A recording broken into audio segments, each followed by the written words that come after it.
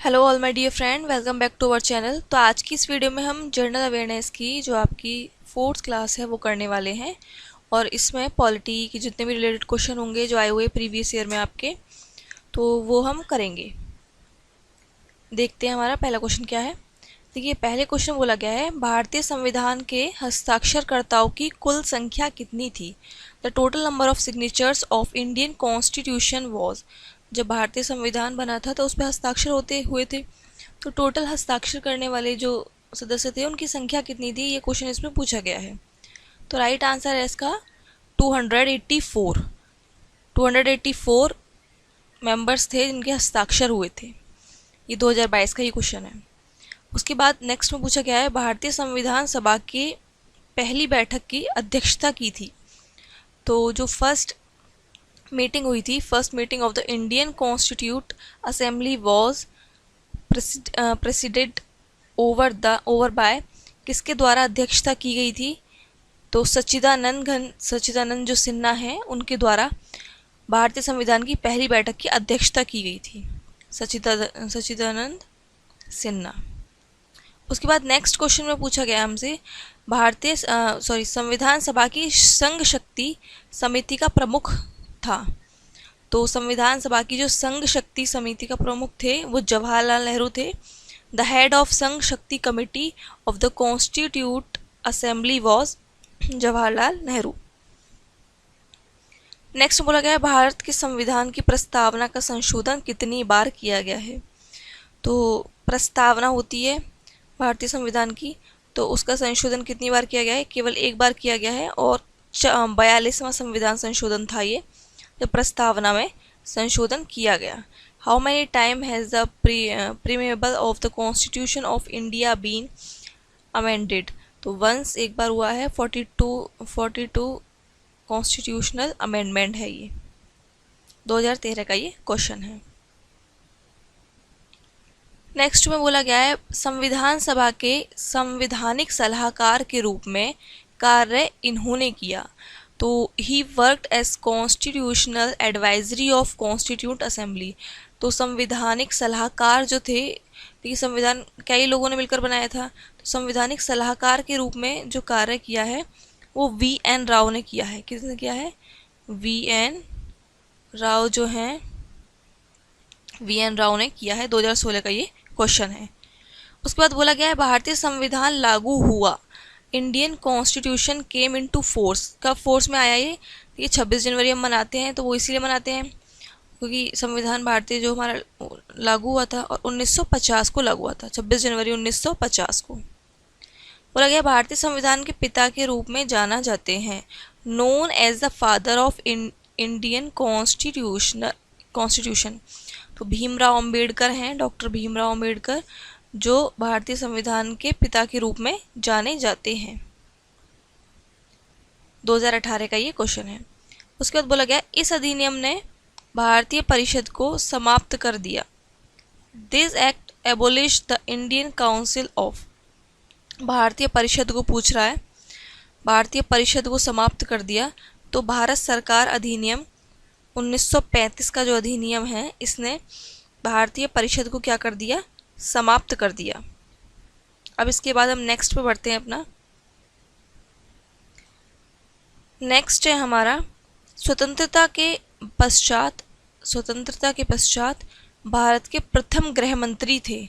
तो जब हमें स्वतंत्रता प्राप्त हुई तो सबसे पहले होम मिनिस्टर हमारे कौन थे? देखिए, उस समय प्राइम मिनिस्टर तो कौन थे? Jawaharlal Nehru.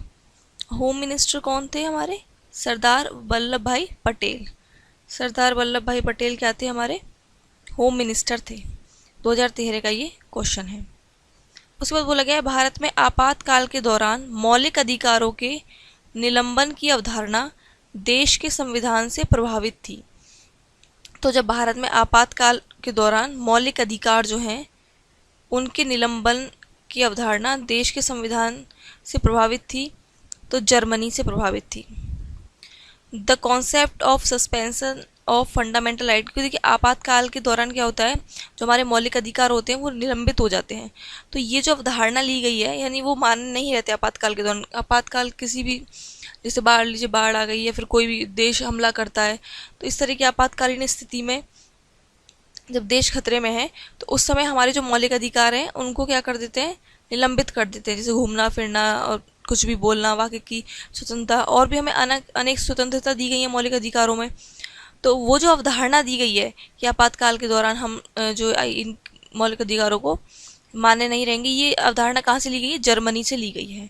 The concept of suspension of fundamental rights during the emergency in India was influenced by the countries constitution Germany. उसके बाद नेक्स्ट बोला गया भारतीय संविधान है, इंडियन कॉन्स्टिट्यूशन इज आंशिक रूप से कठोर है और आंशिक रूप से परिवर्तनशील है। 2014 का ये क्वेश्चन है। क्वेश्चन में थोड़ी सी गलती हो गई है। भारतीय संविधान में यहाँ पर ये क्वेश्चन थोड़ा इस तरह बनेगा, भारतीय, यहाँ पे लिख लेते हैं हम, ठीक है। ये क्वेश्चन जो है ये वाला आपका ये बनेगा इस तरह, भारत के संविधान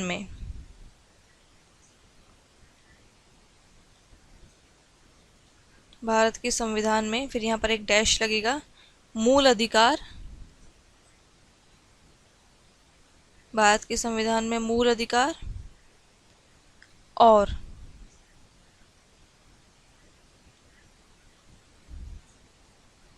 फिर एक डैश लगेगा, फिलिंग द ब्लैंक्स लगेगा, फिर बोलेगा मूल कर्तव्य।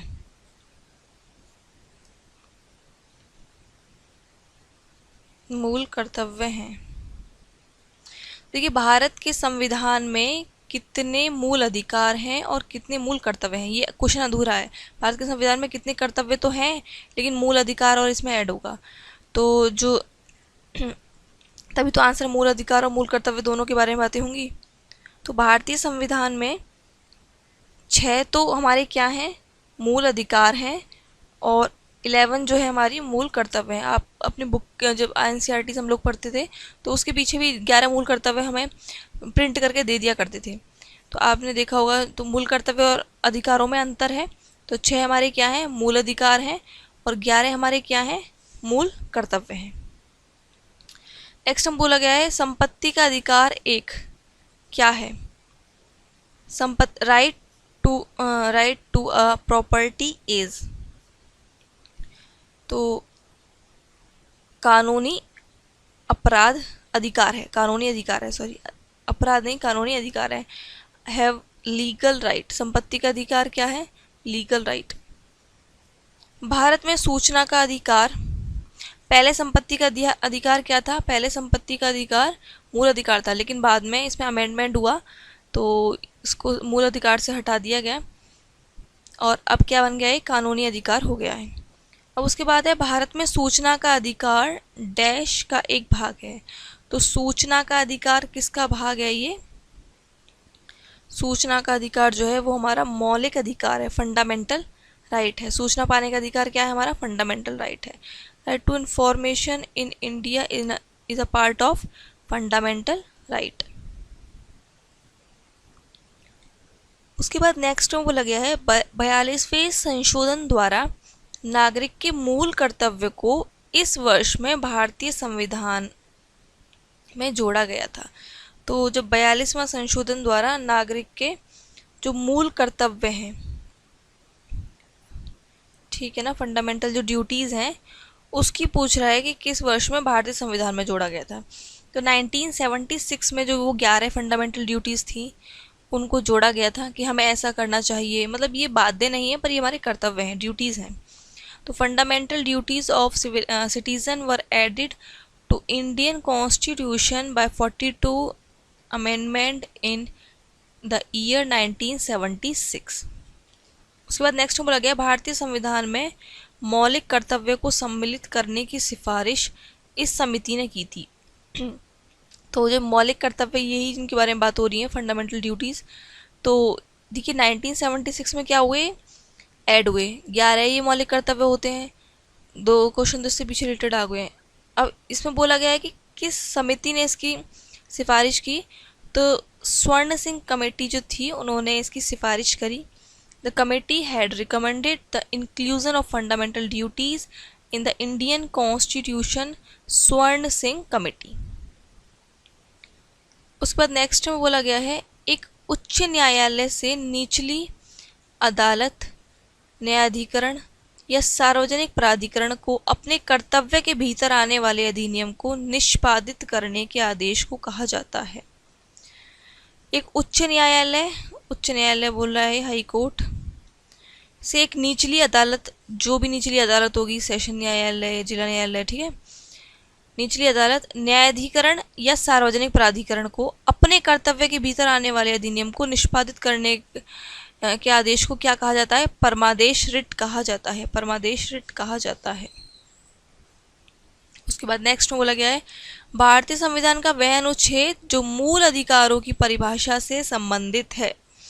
तो भारतीय संविधान का उस अनुच्छेद को पूछ रहा है ये आर्टिकल से जो मूल अधिकारों की परिभाषा से संबंधित है। तो मूल अधिकारों की जो परिभाषा दी जाती है वो आर्टिकल 12 में दी गई है। आर्टिकल 12 में परिभाषा दी गई है जो आपके फंडामेंटल राइट हैं, मूल अधिकार हैं, उनकी परिभाषा किसमें दी गई है? आर्टिकल 12 में।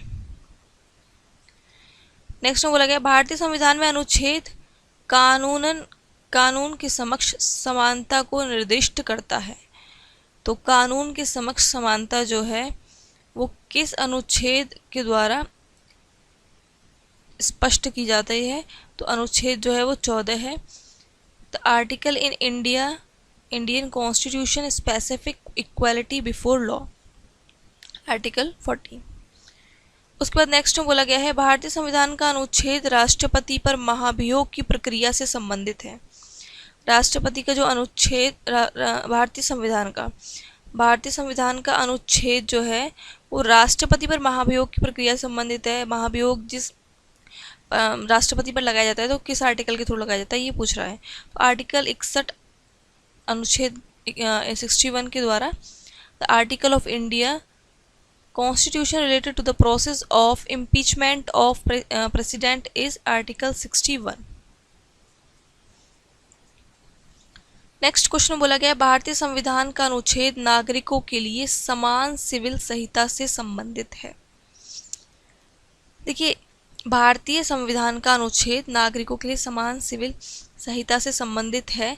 The article of Indian constitution related to uniform civil code for citizen, ये वैसे भी चर्चा में चल रहा है तो उसको ज़रूर याद कर लीजिएगा, यूनिफॉर्म सिविल कोड। तो आर्टिकल 44 इसका क्या है? राइट आंसर है। भारतीय संविधान का अनुच्छेद ठीक जो समान सिविल से नागरिकों के लिए एक समान सिविल संहिता से संबंधित है।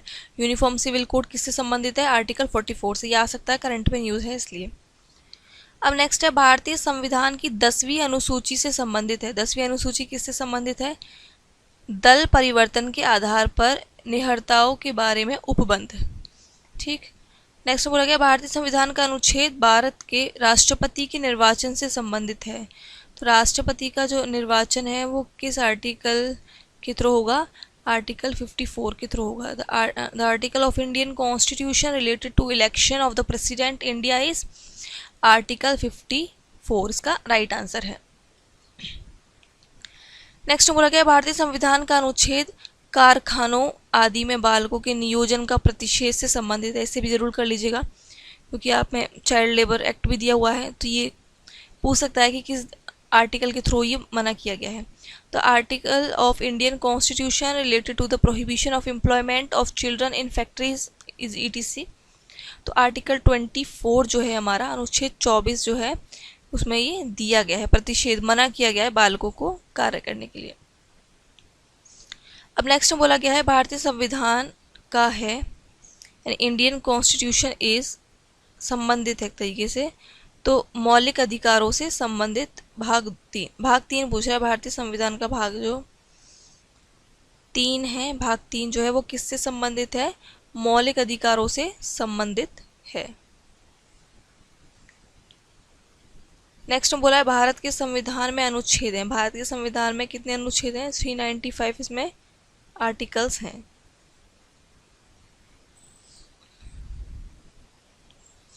उसके बाद बोला गया भारत के संविधान में अनुसूचियाँ कितनी हैं। The schedules in the constitution of India are, तो कितने शेड्यूल्स हैं कॉन्स्टिट्यूशन में, 12 अनुसूचियाँ हैं हमारी। 2022 का ये क्वेश्चन है। उसके बाद नेक्स्ट बोला गया भारत के संविधान के इस अनुच्छेद में नए राज्यों के गठन और वर्तमान राज्यों के क्षेत्र, सीमाओं या नामों के परिवर्तन से संबंधित प्रावधान किए गए हैं। इसे भी आप याद कर लीजिएगा, क्योंकि कई सारे नए राज्य जो गठन होंगे, मान लीजिए नए राज्य का कोई गठन हो रहा है, अब अपने ही इंडिया में मान लीजिए कोई राज्य है, और जैसे उत्तर प्रदेश को 2 भागों में, पहले उत्तराखंड में डिवाइड कर दिया गया, तो ये अपने ही देश में नए राज्य का गठन हो गया, और वर्तमान राज्य के क्षेत्र में या सीमा में या नाम में कोई परिवर्तन हो रहा है, तो ये सब किसके द्वारा होंगे, ये आर्टिकल 3 के द्वारा होंगे। आर्टिकल 3 के द्वारा कोई भी नया राज्य हो या उसका नाम हो या परिवर्तन होगा उसमें। बोला गया नेक्स्ट में भारत के संविधान का मौलिक अधिकार प्रदान करता है। तो मौलिक अधिकार जो है हमारा, पहले तो वो जो भाग 3 है, भाग 3 में मौलिक अधिकार के बारे में बात करी गई है, ठीक। फिर दूसरा भाग 3 में कहाँ से कहाँ तक, भाग 3 में भी आर्टिकल जो है हमारे 12 से 35 तक जो है वो क्या है, 12 से 35 तक फंडामेंटल राइट्स के बारे में बात करी गई है। और भीमराव अंबेडकर ने इसको ही क्या कहा है, संविधान की आत्मा कहा गया है। भीमराव अंबेडकर ने जो भाग 3 है इसको क्या कहा है, संविधान की आत्मा कहा गया है। नेक्स्ट में बोला गया है भारत के संविधान के अनुच्छेद 21A के अनुसार राज्य को इस आयोग वर्ग के सभी बच्चों को मुफ्त और निःशुल्क शिक्षा प्रदान की जाएगी। सबसे पहले आर्टिकल 21A, इसे रट लीजिए बिल्कुल अच्छी तरह से। 21A में जो है हमसे बोला गया है कि राज्य में जो बच्चे हैं भारतीय संविधान में, उन्हें निःशुल्क और अनिवार्य शिक्षा प्रदान की जाएगी, ठीक है, 6 से 14। अभी पूछ रहा है किस एज ग्रुप के, तो 6 से जो 14 वर्ष के होंगे, जो प्राइमरी शिक्षा हम लोग देते हैं, 6 से 14 वर्ष के बच्चों को ये निःशुल्क शिक्षा प्रदान की जाएगी। ये बात आर्टिकल संविधान में लिखी गई है। ये क्वेश्चन तो पक्का आप लोगों को रट लेना है, कई बार इसको हम पीछे पढ़ भी चुके हैं। अब नेक्स्ट में है भारतीय संविधान का यह अनुच्छेद उपराष्ट्रपति के चुनाव का प्रावधान प्रदान करता है। तो this article of Indian constitution provides for the election of the vice president, article 66। तो जो हमारा भारतीय संविधान का अनुच्छेद है, उपराष्ट्रपति का पूछ रहा है, राष्ट्रपति का नहीं, उपराष्ट्रपति का चुनाव का जो प्रदान है, तो आर्टिकल 66 में बात करी गई है उपराष्ट्रपति के चुनाव के बारे में। नेक्स्ट बोला है भारतीय संविधान का वह अनुच्छेद जो सर्वोच्च न्यायालय यानी सुप्रीम कोर्ट की सहायक शक्तियों से संबंधित है। तो अनुच्छेद कौन सा है, 140 जो है हमारा इसका है राइट आंसर है। 140 इसका क्या है, राइट आंसर है। 140 सा राइट आंसर। नेक्स्ट में बोला है भारतीय संविधान का यह अनुच्छेद राज्यपाल द्वारा विशेष संबोधन से संबंधित है। तो राज्यपाल जो है, the article of Indian constitution is related to the specific address by governor. Governor से संबंधित पूछ रहा है, विशेष संबोधन से संबंधित है, तो वो है आर्टिकल 176। जो हमारा राज्यपाल है उसके द्वारा जो विशेष संबोधन होगा वो किस आर्टिकल में बोला गया है, आर्टिकल 176 इसका क्या है, राइट आंसर है। तो आज की वीडियो में हम इतना ही रखते हैं। वीडियो को लाइक, चैनल को शेयर करिएगा, सब्सक्राइब ज़रूर करिएगा, और मिलते हैं आप सभी से नेक्स्ट वीडियो में। आप सभी का बहुत बहुत धन्यवाद।